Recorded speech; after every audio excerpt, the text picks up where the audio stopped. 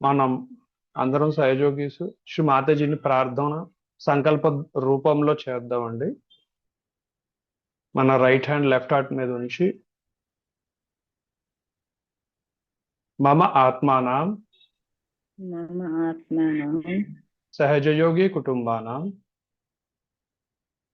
ఆత్మోన్నతి ప్రీత్యర్థం మోక్ష ప్రాప్తి ప్రీత్యర్థం సాక్షాత్ శ్రీ ఆదిశక్తి మాతాజీ శ్రీ నిర్మలా దేవి పూజానాం కరిష్యే.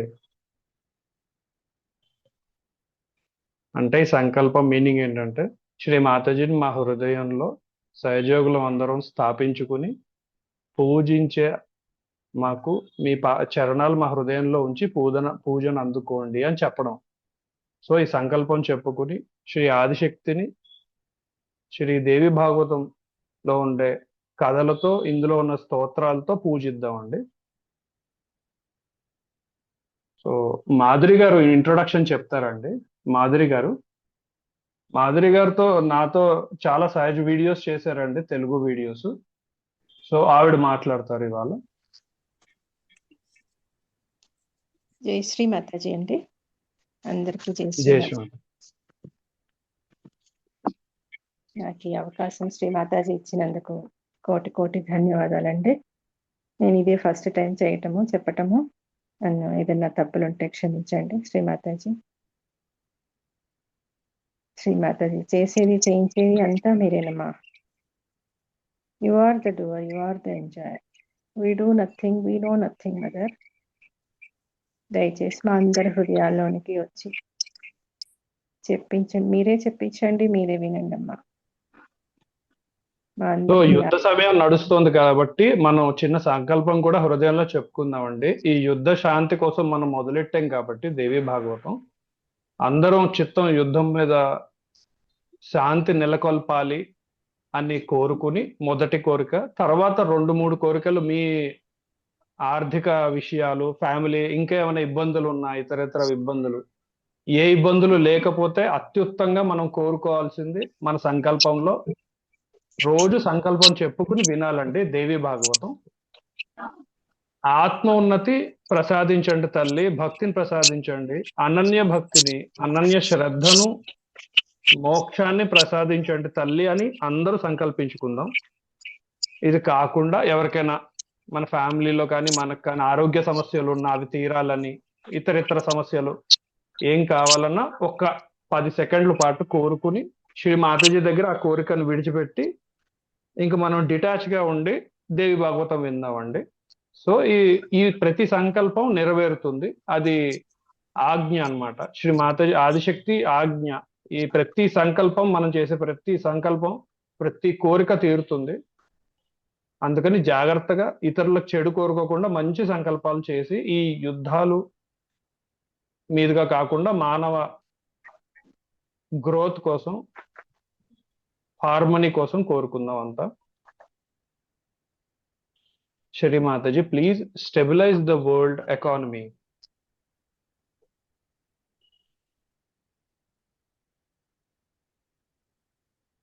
Shri Mataji, దయచేసి ఆత్మ సాక్షాత్కారం అర్హులైన సీకర్స్ అందరికీ సహజయోగ ఒక దిక్సూచిలా కనిపించే అవకాశాన్ని ఇవ్వండి తల్లి.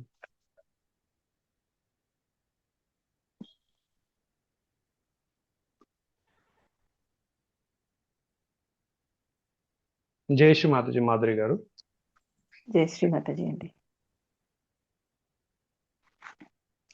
శ్రీ మాతాజీ, ప్రపంచంలో అన్ని చోట్ల కూడా శాంతిని స్థాపించండి తల్లి. మనుషుల్లోనూ దేశాధినేతల్లోనూ ఉన్న రాక్షసత్వాన్ని, రజోగుణాలని పూర్తిగా తొలగించి ప్రేమపూర్వకంగా చేయండి అమ్మ వాళ్ళని. మా అందరి హృదయాల్లోనికి రండి తల్లి. Shri Mataji, thank you. Shri Mataji.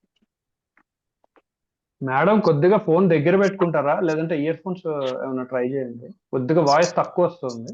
Okay అండి.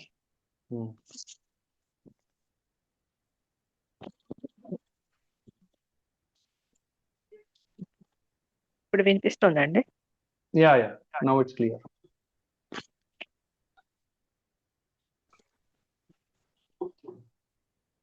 జై శ్రీమతి అండి.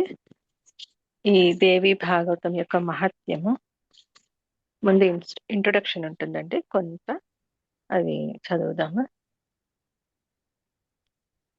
దీనిని రాసింది వేదవ్యాసుల వారు, మనందరికీ తెలుసు కదా. ఇది క్లుప్తంగా చెప్తామండి, డీటెయిల్డ్ గా కావాలంటే ఎక్కడికక్కడ మనం చదువుకోవచ్చు. జై శ్రీమాతాజీ.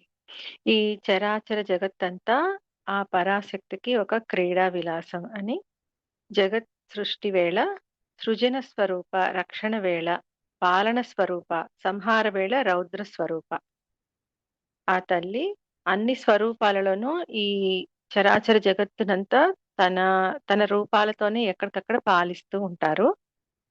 అయితే ఈ ఈ ఋషులందరూ కూడా, సౌనకాది మహామునులు, వీళ్ళందరూ కూడా ఆ దేవి భాగవతాన్ని తెలుసుకోవడానికని సూత మహర్షిని అడిగినప్పుడు ఇవన్నీ ఈ దేవి భాగవతం కూడా ఆయన చెప్పటం జరిగింది. పూర్వం నైమిసారణ్యంలో ఒకనాడు సౌనకాది మహర్షులు సూత మహామునితో ఇలా అన్నారు: ఓ భాగవతోత్తమ, మీరు మాకు చాలా పురాణాలు చెప్తూ ఉన్నారు కదా, జగజ్జనని అయిన ఆది పరాశక్తి గురించి పురాణం కూడా చెప్పమని అడిగారు. అప్పుడు సూత మహాముని ఆ అవకాశం తనకు వచ్చినందుకు చాలా సంతోషించారు. దేవి భాగవతం అనే పుణ్యప్రదమైన ఆ పురాణాన్ని చెప్పటం ప్రారంభించారట. దేవి భాగవతం అనే ఉత్తమోత్తమైన పురాణమును భగవాన్ వేదవ్యాసుడు రచించారు. ధర్మార్థ కామ మోక్షాలనే చతుర్విధ పురుషార్థాలను తేలికగా ప్రసాదించేది ఈ పురాణ రాజమైన దేవి భాగవతం. పూర్వం ద్వాపర యుగంలో సత్రాజిత్తు అనే రాజు సూర్యుని చేత అనుగ్రహం పొంది శమంతకమణిని పొందారు. ఆ కథను చెప్పటం ప్రారంభించారు. కృష్ణుడు ఆ శమంతకమణిని అపహరించాడనే అపవాదు కలుగుతుంది. అయితే ఆ కృష్ణుడు ఆ అపవాదును రూపమాపుకోవడానికి అడవికి వెళ్ళి ఎంతకీ తిరిగి రాలేదు. ఆయన తిరిగి తిరిగి అలసిపోయి ఆ భల్లూక రాజుతో పోరాడి అవన్నీ పోరాడి ఆయన మీద గెలిచి ఆ మణిని తేవడంలో లేట్ అయ్యేటప్పటికి ఆ కృష్ణుడి యొక్క తండ్రి అయిన వసుదేవుడు చాలా భయపడిపోయి, ఏమైందో తెలియక, ఏ వార్త తెలియక ఏం చెయ్యాలి ఇప్పుడు నేను అని చాలా ఇదిగా ఉండి భయపడుతూ బాధపడుతూ ఉన్నప్పుడు నారద మహర్షి అక్కడికి వచ్చారు. అప్పుడు నారద మహర్షి దేవి భాగవతము పారాయణ చేసి, నవావ అంటే 9 రోజులు పారాయణ చేసి, నిష్ఠగా పారాయణ చేసి ఆ తల్లిని పూజిస్తే నీ యొక్క దుఃఖం తీరుతుంది అని ఆయన సలహా ఇవ్వగా, వసుదేవుడు అప్పుడు ఆయన చేతనే, నారద మహర్షి చేతనే దేవి భాగవతాన్ని చదివించుకొని విని పారాయణ చేసి యథావిధిగా ఆయనని కూడా, నారద మహర్షిని కూడా పూజించేటప్పటికి శ్రీకృష్ణుడు కూడా ఆ మణితో సహా తిరిగి వచ్చాడనమాట రాజ్యానికి. ఆ విధంగా ఆయన దుఃఖము నివారించబడింది. ఇంకా ఇప్పుడు ఇంకొక కథ కూడా చెప్తున్నారు సూత మహాముని. ఒకసారి అగస్త్యముని తన భార్య అయిన లోపాముద్రతో కలిసి కైలాసానికి వెళ్ళారు. అక్కడ కార్తికేయుని ద్వారా అనేక కథలు విన్నారు, దేవిని గురించి, అన్ని కథలు, దేవుళ్ళ గురించి. అప్పుడు దేవి భాగవతం యొక్క మహిమ గురించి చెప్పమని అడుగుతారు అగస్త్య మహాముని. అప్పుడు కార్తికేయుడు ఆడపిల్లగా మారిపోయిన సుద్యుమ్నుడు ఏ విధంగా జగదీశ్వరుని అర్చించి ప్రసన్నం చేసుకుని తిరిగి పురుషత్వం పొందారో ఆ కథ చెప్తారు.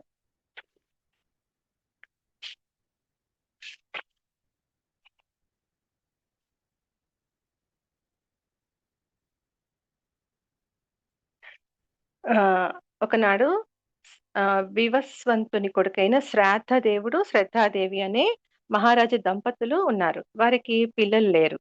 మగ పిల్లవాడు కావాలని ఆకాంక్షించి వశిష్ఠుల వారి అనుమతితో శ్రాద్ధదేవుడు భార్యతో కలిసి, శ్రద్ధాదేవితో కలిసి ఒక హోమాన్ని నిర్వహించారు.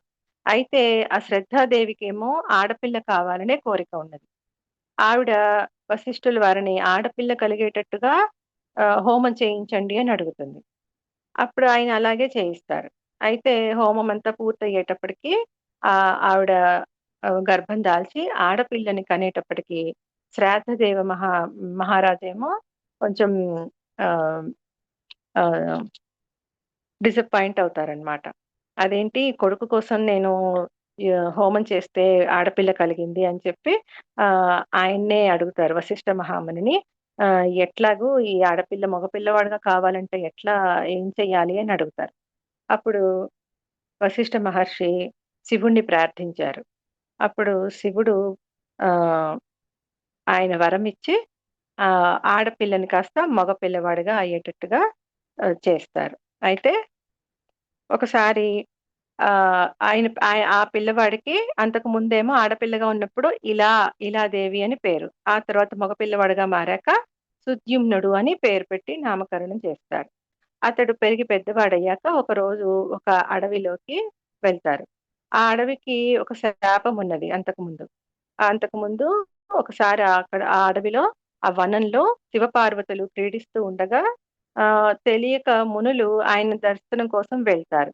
అప్పుడు పార్వతి సిగ్గుపడి ఆయన మీద అలుగుతుంది వాళ్ళని. అప్పుడు మునులు వెళ్ళిపోతారు. కానీ ఆహ్, ఆ శివుడు మాత్రం వనానికి ఒక శాపం ఇచ్చారట. ఆ వనంలోకి ఎవరైతే ప్రవేశిస్తారో వారందరూ కూడా మగవాళ్ళందరూ కూడా స్త్రీలుగా మారిపోతారు అని. ఆ విషయం తెలియక ఈ సుద్యుమ్నుడు వనంలోకి అడుగుపెట్టగానే సుద్యుమ్నుడు, అతని పరివారము, అతని ఆహ్, సైనికులందరూ కూడా ఆడవాళ్ళుగా మారిపోతారు. అలా మారిపోయాక వాళ్ళు ఏం చేయాలో తెలియక అలా తిరుగుతూ ఒక ఆశ్రమానికి వెళ్తే అక్కడ బుధుడు అనే మహర్షి ఉన్నారు. ఆయన ఈమెను చూసి ఆడపిల్లగా మారిపోయిన సుద్యుమ్నుడిని చూసి మోహించి అక్కడే ఉండిపోతారు. ఆమెని ఆమెని పెళ్లి చేసుకుంటాడు. ఆవిడ గర్భవతి అవుతుంది. ఆ తర్వాత పురూరవసుడు అనే బాబుకి జన్మనిస్తుంది.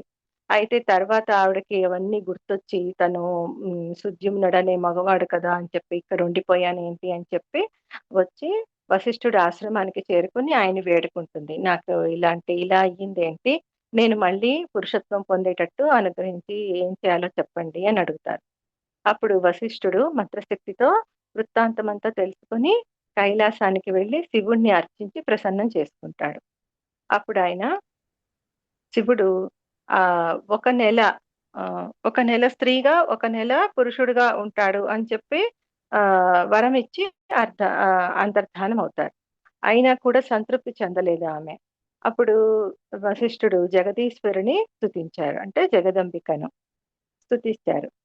జయదేవి మహాదేవి భక్తానుగ్రహకారిణి జయ సర్వసురారాధ్యే జయానంత గుణాలయే అనని ప్రార్థిస్తే ఆ తల్లి కూడా ప్రసన్నురాలయ్యి ఆ ఆ సుద్యుమ్నుడికి ఆ పుంసత్వం అంటే పురుషత్వం శాశ్వతంగా పురుషత్వాన్ని ప్రసాదిస్తుందన్నమాట. ఆ విధంగా ఆ తల్లిని అర్చించి వాళ్ళు ఆ దుఃఖాన్ని కూడా పోగొట్టుకున్నారు. ఆ విధంగా దేవి యొక్క ఇన్ని కథలు అన్నీ చెప్తూ వచ్చారనమాట. కా ఎవరు కార్తికేయుడు చెప్తున్నారనమాట అగస్త్యుల వారికి. ఆ తర్వాత ఇంకొక కథ కూడా చెప్పమని, నాకు ఇంకా తృప్తి లేదు. ఆ తల్లి గురించి ఇంకా కథలు చెప్పమని అడుగుతారు అగస్త్య మహర్షి. అప్పుడు ఇంకా ఇలా చెప్తున్నారు. పూర్వం వృతవాక్కు అనే ఒక మహర్షి ఉండేవాడు. అతనికి ధర్మపత్ని వల్ల ఒక కుమారుడు జన్మించాడు. అయితే ఆ కుమారుడు జన్మించిన ముహూర్త కాలము రేవతి నక్షత్రయుక్తమైన గండాంత కాలంలో పుట్టాడట. అది కొంచెము దాంట్లో దోషం ఉన్నది. దాంతో ఏమవుతుంది వాళ్ళ ఆ తల్లిదండ్రులిద్దరికీ చాలా అనారోగ్యం పాలవుతారు. ఆ పిల్లవాడు కూడా దుష్ట సావాసాలు దుష్టుడిగా మారిపోతాడనమాట. ఇలా ఎందుకయ్యింది ఏంటి అని వాళ్ళు చాలా బాధపడుతూ ఉంటే అప్పుడు గర్గ మహర్షి అక్కడికి వచ్చారు. ఆయనకి అడుగుతారు. ఇట్లా ఎందుకు జరిగింది? ఈ పిల్లవాడు పుట్టిన దగ్గర నుంచే మాకు ఇన్ని కష్టాలు ఎందుకు జరుగుతున్నాయి? మా మా వంశం ఏమైపోవాలి? మా ఆరోగ్యాలు గూడా పాడైపోయినాయి. వీటన్నిటి నుంచి ఎలా బయటపడాలి? మాకు ఆహ్, చెప్పండి. ఏం చేయాలో చెప్పండని అడిగితే అప్పుడు గర్గ మహర్షి లెక్కలు వేసి ఏం జరిగిందో తెలుసుకుని ఈ దుర్ముహూర్తంలో పుట్టాడు ఈ పిల్లవాడు, అందుకనే ఇలా జరిగింది అని చెప్తాడు. ఆ చెప్పి దుర్గాదేవిని ఉపాసించటం ఒక్కటే మీకు మార్గము. చక్కగా ఆ తల్లిని పూజించి మళ్ళీ ఆ పూజిస్తే పిల్లవాడు మంచిగా తయారవుతాడు. మీకు కూడా బావుంటుంది అని చెప్తారు. ఆ తర్వాత వాళ్ళు అదే విధంగా ఆ తల్లిని స్తుతించి దేవీ పారాయణ అది చేసి దుర్గతి నాశిని అయిన దుర్గాదేవిని ఉపాసించి ఆహ్, వాళ్ళు మళ్ళీ మొత్తం బాగు చేసుకున్నారనమాట. వాళ్ళ ఆరోగ్యం బాగుపడుతుంది. ఆ పిల్లవాడు కూడా మంచిగా తయారయ్యి వాడి వంశాన్ని నిలబెడతాడు. ఆ తర్వాత ఋతవాక్కు మహర్షి రేవతి నక్షత్రం మీద కోపమొచ్చి శపించారు. అప్పుడు ఆ రేవతి నక్షత్రం కుముదాద్రి అనే ఒక కొండ మీదకి రాలి పడిపోతుంది. ఆ తర్వాత దానినే రైవతక పర్వతం అని కూడా అంటారు. ఆ తర్వాత ఆ ఆ రైవతక పర్వతం నుంచి ఆ శక్తి నుంచి ఒక ఆడపిల్ల కన్యకామణి ఆవిర్భవిస్తుంది. ఆమె చాలా లక్ష్మీదేవిలాగా కాంతివంతంగా ఉంటుందన్నమాట. ఆమెను చూసి ప్రముంచ మహర్షి అనే ఆయన చాలా ఆశ్చర్యపోయి హ్మ్. తెచ్చుకొని ఆ పిల్లని తెచ్చుకొని చక్కగా కన్న కూతురులాగా చూసుకుంటూ రేవతి అని నామకరణం చేసి పెంచుకుంటూ ఉన్నారనమాట.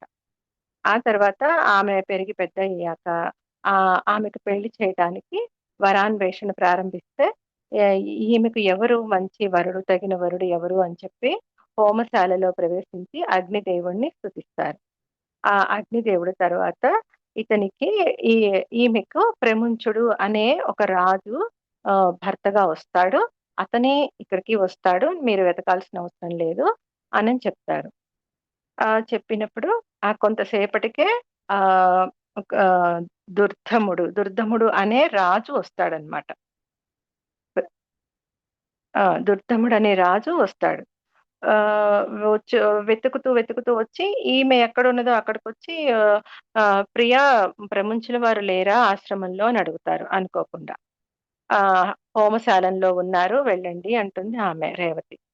ఆ తర్వాత ఆహ్, ర ప్రముంచుల వారిని కలిసి అన్ని విషయాలు మాట్లాడుకున్నాక ఇలా రేవతి అనే నా కూతురు ఆమెను నువ్వు పెళ్లి చేసుకోవాలి అని అడుగుతారు. అంటే అవన్నీ కూడా ఎక్కువ భాగం ఇది ఇవాళ రేపు జరుగుతుంది అనుకోకపోతే ఈ రోజు క్షమిత. అప్పుడు పెళ్లి చేసుకోమని అడుగుతారు. అదేంటి నా రాజ్యంలో నాకు భార్యలున్నారు. నాకు ఆల్రెడీ పెళ్లయిపోయింది అని చెప్తారు. అదేం లేదు ఆల్రెడీ అగ్నిదేవుడు ఇలా వరం ఇచ్చారు.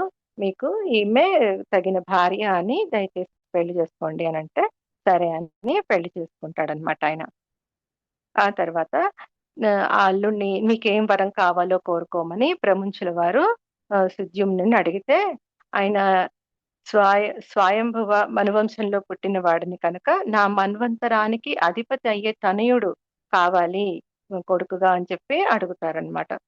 అప్పుడు మహాదేవిని ఉపాసించమని ఆ దుర్ధముడు సలహా ఇస్తాడు. అన్నిటికీ ఆ జగదంబికని ఉపాసించటం ఒక్కటే మార్గం అని చెప్తారనమాట. అప్పుడు వారిద్దరూ భార్యాభర్తలిద్దరూ కలిసి రేవతి, సుద్యుమ్నుడు కలిసి ఆ తల్లిని ఆరాధించి జగదంబికను ప్రసన్నం చేసుకొని ఒక కొడుకుని కంటాడు. అతడు వైవస్వత ఐ మీన్ మన్వంతరానికి అధిపతిగా వస్తాడనమాట. అతడి పేరు రైవతుడు అనమాట. ఆ విధంగా వారి యొక్క కథను చెప్తారు కార్తికేయుడు అగస్త్య మహామునికి. ఆ తర్వాత ఇంకా సూత మహాముని ఇలా చెప్తూ ఉంటారు.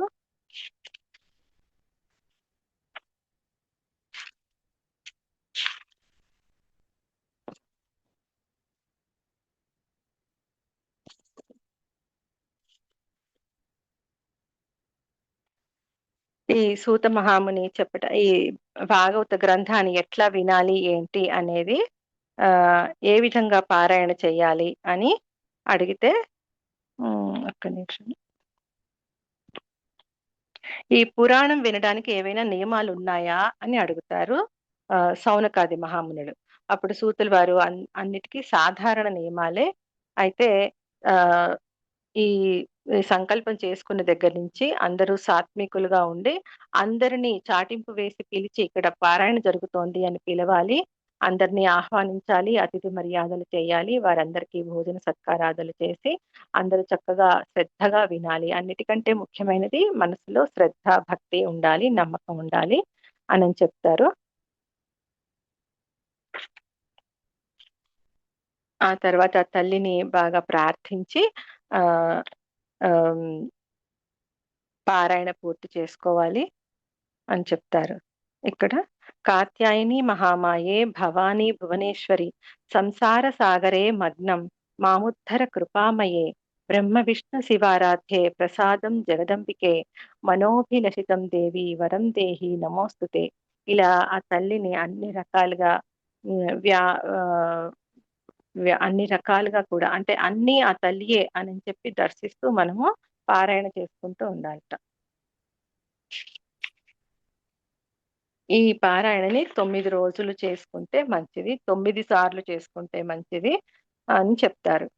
అలాగే మితభాషణ చేస్తూ ఎంతో రుజువర్తనతో ఉంటూ సాత్వికంగా ఉంటూ ఈ 9 రోజులు ఎక్కువ మాట్లాడకుండా చక్కగా ఈ పారాయణ పూర్తి చేసుకోవాలి.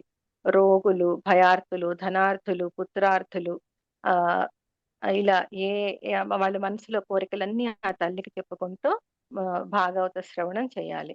ఈ భాగవత శ్రవణము కల్పవృక్షం లాంటిది. ఆ రోజుల్లో చేసే దానాలు, హోమాలు, జపాలు అనంతంగా ఫలప్రదాలు అవుతాయి అని చెప్పారు.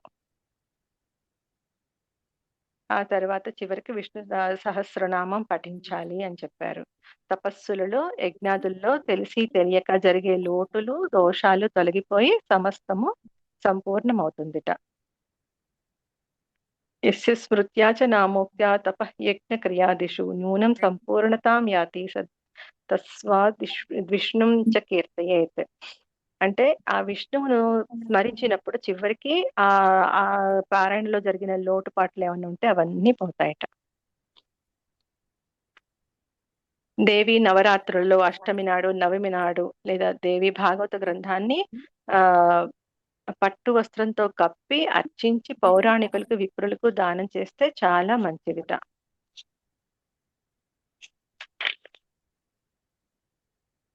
శ్రీమద్ భాగవతం యస్తు పఠేద్వా శృణుయాదపి శ్లోకార్థం శ్లోకపాదం వా స యాతి పరమాం గతిం. మొదట్లో మహాదేవి ఈ పురాణాన్ని అర్ధ శ్లోకంతో చెప్పారట. అదే శిష్య ప్రశిష్యుల ద్వారా ఇంత గ్రంథంగా విపులీకరించబడిందిట.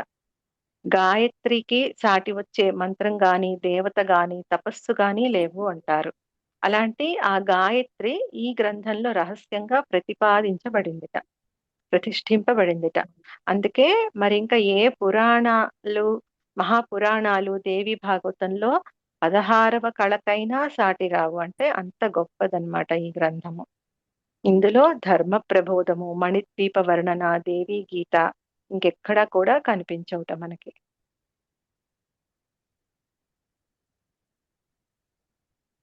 ఈ ఇదండి ఇంట్రొడక్షన్ ఈ దేవి భాగవతం గురించి. అటువంటి గొప్పదైన దేవి భాగవతం గురించి సౌనకాది మహామునులు అడుగుగా సూత మహాముని చెప్పటం ప్రారంభించారు. సౌనకాది మహామునులు కలికాల దోషాలకు భయపడి బ్రహ్మదేవుని ఆజ్ఞ మేరకు నైమిసారణ్యంలో తలదాచుకున్నారట.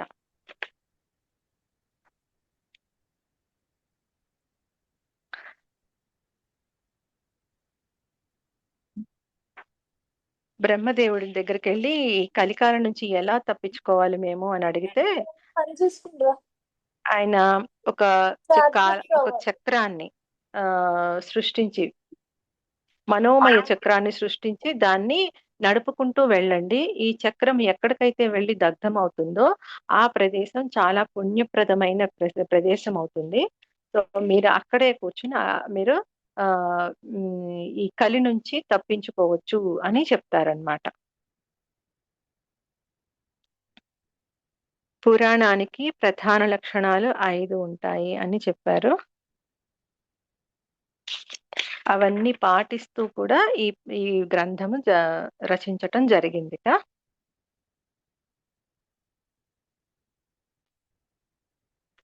అలాగే ఇంకా 18 పురాణాలు ఉంటాయన్నారు కదా, అవేమేంటి అని అడిగితే సూతులు వారు చెప్తున్నారు. మత్స్య పురాణము, మార్కండేయ పురాణము, భవిష్య పురాణము, భాగవత పురాణము, బ్రహ్మ పురాణము, బ్రహ్మాండ పురాణము, బ్రహ్మ వైవర్త పురాణము, వామన పురాణము, వాయు పురాణము, విష్ణు పురాణము, వరాహ పురాణము, అగ్ని పురాణము, నారద పురాణము, పద్మ పురాణము, లింగ పురాణము, గరుడ పురాణము, కూర్మ పురాణము, స్కాంద పురాణము, ఇట్లా 18 పురాణాలు ఉన్నాయి. ఇంకా 18 ఉప పురాణాలు కూడా ఉన్నాయట. ఆ తర్వాత సూత మహామునిని సౌనకాది మహామునుడు వ్యాసులు వారి గురించి చెప్పమని అడుగుతున్నారు. వ్యాసులు వారి గురించి చెప్తున్నారు. మన్వంతరాలన్నింటిలో కూడా ద్వాపర యుగం అనేది ఉంటుంది. ఆ ప్రతి ద్వాపరంలో కూడా విష్ణువే వ్యాసుడిగా జన్మించి ధర్మ చింతనతో పురాణాలు రచిస్తారట. 7వ వైవస్వత మన్వంతరం అప్పుడు జరుగుతూ ఉన్నదిట. అందులో 28వ ద్వాపరం నడుస్తోంది.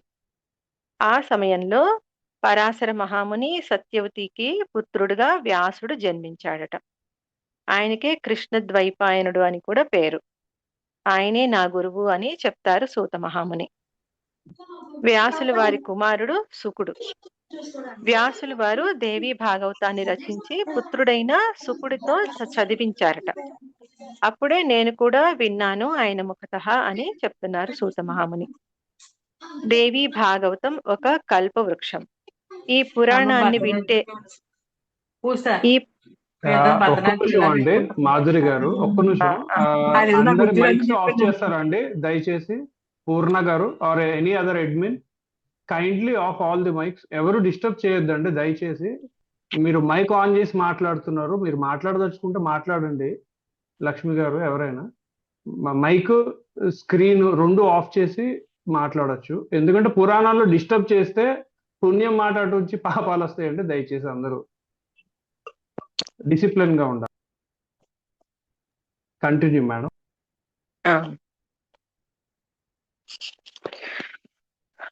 వ్యాసుల వారు దేవి భాగవతాన్ని రచించి పుత్రుడైన సుకుడితో చదివించారు. అప్పుడే సూత మహాముని కూడా విన్నారట. ఈ దేవి భాగవతం అనేది ఒక కల్ప వృక్షము అని చెప్తున్నారు. ఈ పురాణాన్ని వింటే భూలోకంలో కలి భయం అనేది ఉండదుట. దీనిని శ్రద్ధగా వినేవారి హృదయంలో ఆ తల్లి నిత్య నివాసము ఉంటుందిట.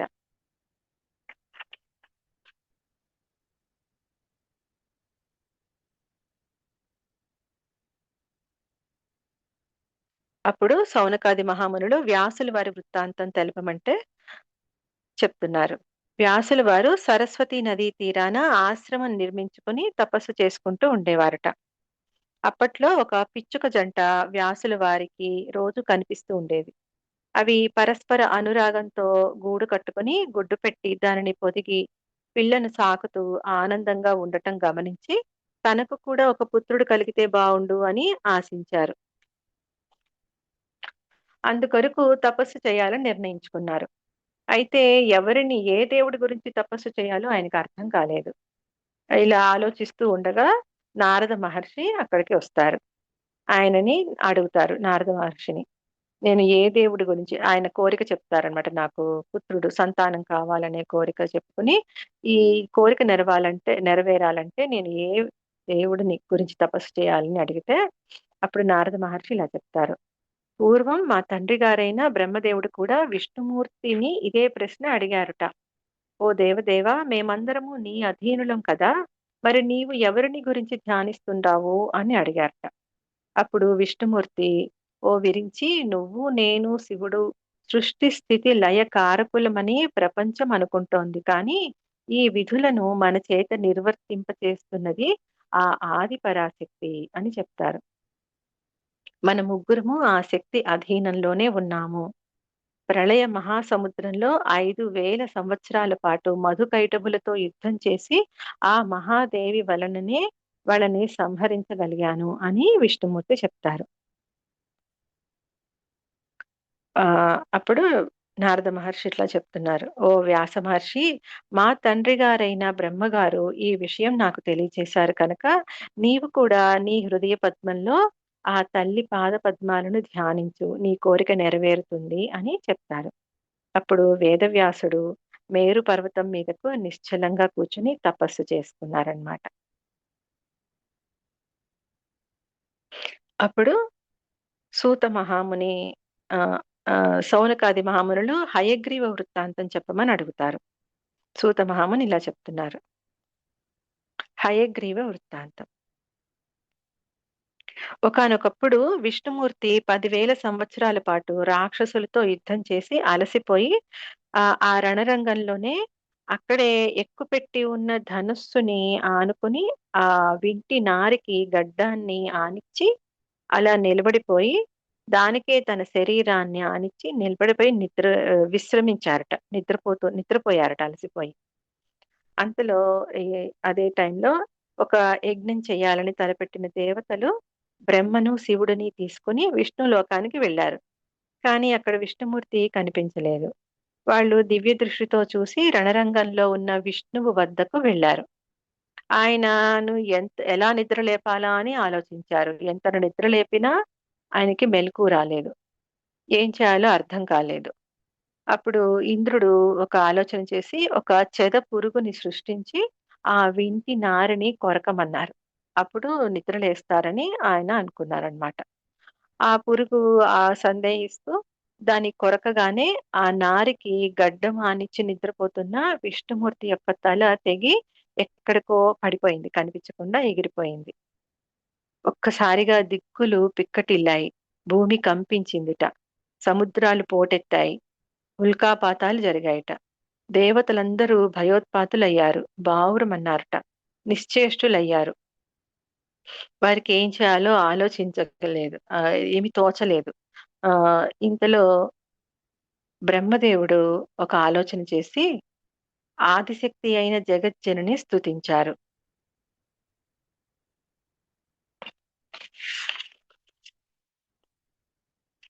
నమోదేవి మహామాయే విశ్వోత్పత్తి కరే శివే నిర్గుణే సర్వభూతేసి మాత శంకర కామదే అని ఆ తల్లిని అనేక రకాలుగా ఆ స్తుతించారనమాట. నువ్వే దిక్కు తల్లి అని చెప్పి. దీనికి వేదవాక్కులే ప్రమాణంట. అమ్మా, విష్ణుమూర్తి శిరస్సు తెగిపడిందని నీకు తెలుసు కదా, నువ్వు ఇలా ఊరుకున్నావేంటి?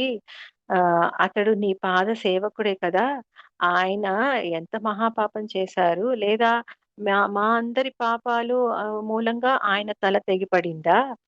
నువ్వు ఇంకా ఉపేక్షిస్తున్నావేంటి తల్లి? దయచేసి ఈ విష్ణువు బ్రతికించు, మమ్మల్ని అందరినీ క్షమించు అని ఆయన్ని పునరుజ్జీవితుడిని చేసి మాకు మనశ్శాంతిని కలుగు చెయ్యి అని భక్తితో అనేక రకాలుగా వేడుకున్నారు. ఆ స్తుతికి ఆ జగన్మాత సంతసించి ప్రసన్నురాలై అశరీరవాణిగా ఇలా పలికిందిట. దేవతలారా శాంతించండి. ఈ విపత్తుకు ఒక కారణం ఉంది. పూర్వము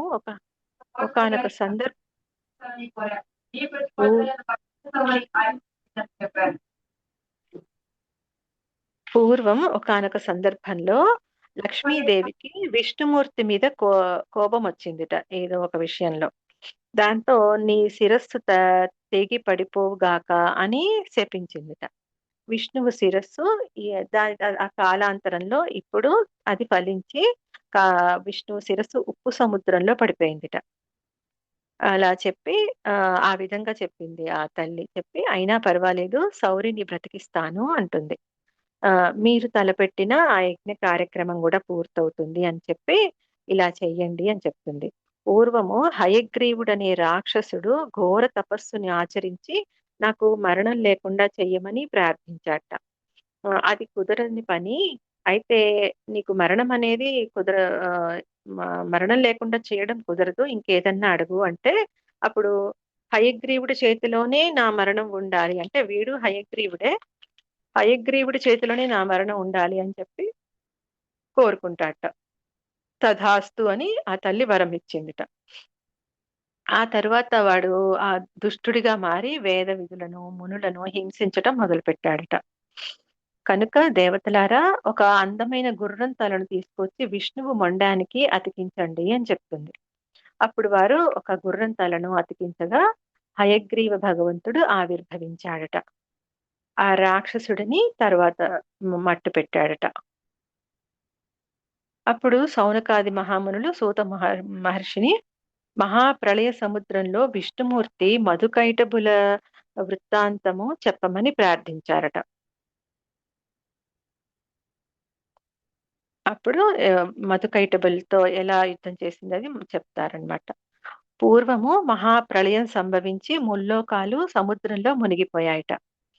అప్పుడు నిద్రపోతూ ఉన్న విష్ణుమూర్తి చెవులో నుంచి గుమిలి బయటపడి మధు కైటబుడు అనే ఇద్దరు రాక్షసులు ఉద్భవించారట. వారిద్దరూ ఎక్కడ నుండి వచ్చామో ఎలా వచ్చామో అని ఆలోచిస్తూ ఆ జలంలోనే క్రీడిస్తూ తిరుగుతూ ఉన్నారట చాలా సంవత్సరాలు. ఆ తర్వాత ఆకాశం నుండి ఒక మధురమైన స్వరం వినిపించిందిట. ఆ వాక్ బీజాన్ని మంత్రంగా జపిస్తూ వారిరువురు 1000 సంవత్సరాల పాటు తపస్సు చేశారట. అప్పుడు ఆ మహాశక్తి ప్రసన్నమయ్యి ఏమి వరం కావాలో కోరుకోండి అని అంటుందట. వారిద్దరూ తమకి స్వేచ్ఛా మరణం కావాలని కోరుకుంటారట. ఆ తల్లి తథాస్తు అని వరమిచ్చింది. ఆ తరువాత వారిద్దరూ అలా క్రీడిస్తూ తిరుగుతూ ఉంటూ బ్రహ్మదేవుడి వద్దకు వచ్చారట. వారిద్దరూ పొగరుగా బ్రహ్మదేవుడిని మాతో యుద్ధం చెయ్యి అని పిలుస్తారు. కానీ బ్రహ్మదేవుడు అసక్తుడయ్యి వీళ్ళని ఎలా తప్పించుకోవాలి అని చెప్పి అర్థం కాక తిరిగి విష్ణుమూర్తి వద్దకు వెళ్ళారట. ఆ సమయంలో విష్ణుమూర్తి నిద్రపోతూ ఉన్నారట.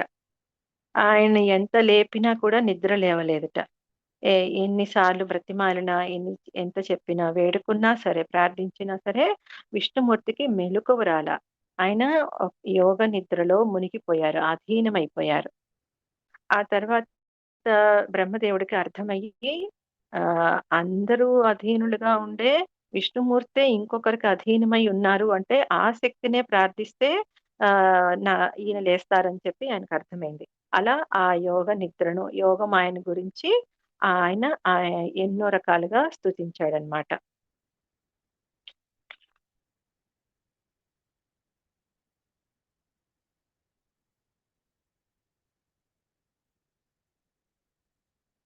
అలా స్తుతించగా చాలాసేపు స్తుతించి అమ్మ ఇంత కష్టం వచ్చినా నేను ఆయన లేవట్లేదు నిద్ర, నువ్వు కూడా ఉపేక్షిస్తే ఎలాగూ అని చెప్పి ఆయన అనేక రకాలుగా స్తుతించగా అప్పుడు ఆ యోగమాయ, ఆ యోగ నిద్ర మాయ ఆ విష్ణువుని వదిలిపోతుంది.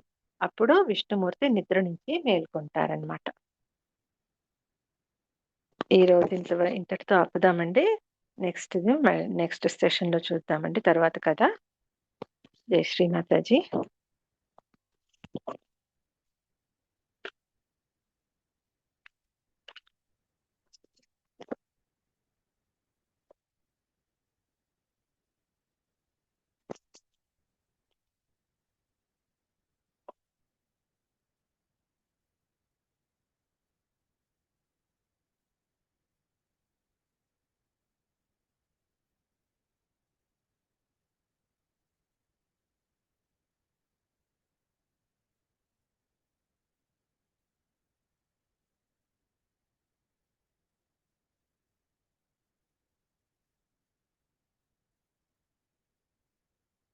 శ్రీమాతాజీ మా అందరి హృదయాల్లోనికి వచ్చి మాలో ఉన్న ఆ మాయను కూడా తొలగించండి తల్లి.